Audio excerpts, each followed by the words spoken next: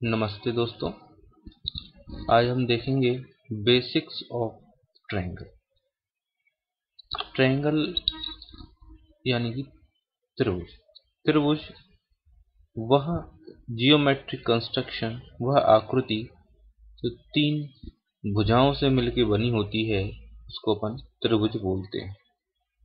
इसी श्रृंखला में आज अपन पहला पार्ट देखेंगे, जिसको जो है अपना समबाहु त्रिभुज यानी इक्विलेटरल ट्रायंगल। समबाहु त्रिभुज, इसमें आप देखेंगे कि क्या होता है, कैसे बनता है और उसकी क्या विशेषताएं होती हैं, ये आप इस पार्ट में देखेंगे। तो देखते हैं अपन सबसे पहले कंस्ट्रक्शन देखते हैं उसका कैसे करते हैं।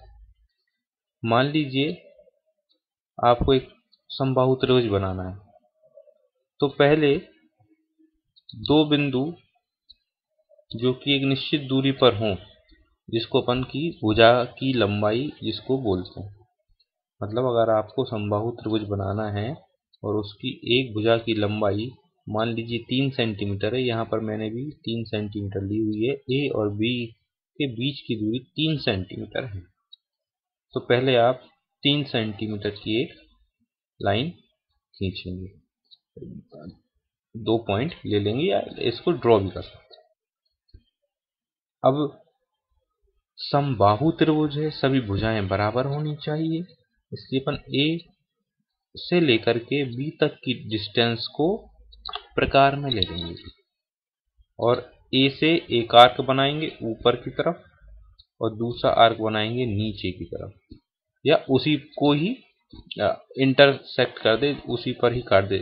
देखिए आप कैसे करेंगे, ये देखिए ए से बी तक की डिस्टेंस लेकर के ये आर्क बना देंगे और बी से ए तक की डिस्टेंस लेकर के ये आर्क बना देंगे। दोनों ही डिस्टेंस बराबर है, इसलिए सी की भी डिस्टेंस ए से और बी से दोनों से बराबर होगी। इसको तीनों को मिलाएंगे तो आपका ये समबाहु त्रिभुज बन जाएगा, जिसमें ये तीन भुजाएं ए बी, बी सी, सी ए हैं। जैसा कि मैंने पहले भी कहा था, मैंने भी ये दूरी जो है 3 सेंटीमीटर ली है। इसका मतलब ये है कि ये जो त्रिभुज अपना बना है, इस सभी की ये भुजाएं जो हैं वो बराबर बराबर यानी कि 3 सेंटीमीटर की हैं। इसको प्रदर्शित करने के लिए अपन क्या करते हैं, इसमें निशान बनाते हैं, चिन्ह बनाते हैं। यहाँ पर ये डबल निशान बनाए हैं मैंने, आप ट्रिपल भी बना सकते हैं और सिंगल ही बना सकते हैं।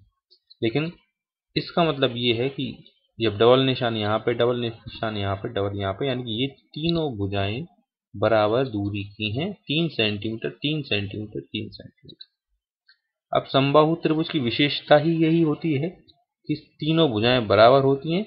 लेकिन एक और जो विशेषता है इसमें वो ये होती है कि ये तीनों कोण जो होते हैं, समबाहु त्रिभुज में तीनों कोण एक ही दूरी के, एक ही एंगल के होते हैं, जिसको पता होना चाहिए, जो कि होता है 60 डिग्री का एंगल, यानी कि 60 60 60, तीनों एंगल 60 डिग्री के होते हैं। तो ये था पहला पार्ट जिसमें आपने देखा है समबाहु त्रिभुज के बारे में। तो मुझे लगता है कि आपको थोड़ा जो भी आपको कॉन्सेप्ट होगा वो क्लियर हुआ होगा। धन्यवाद।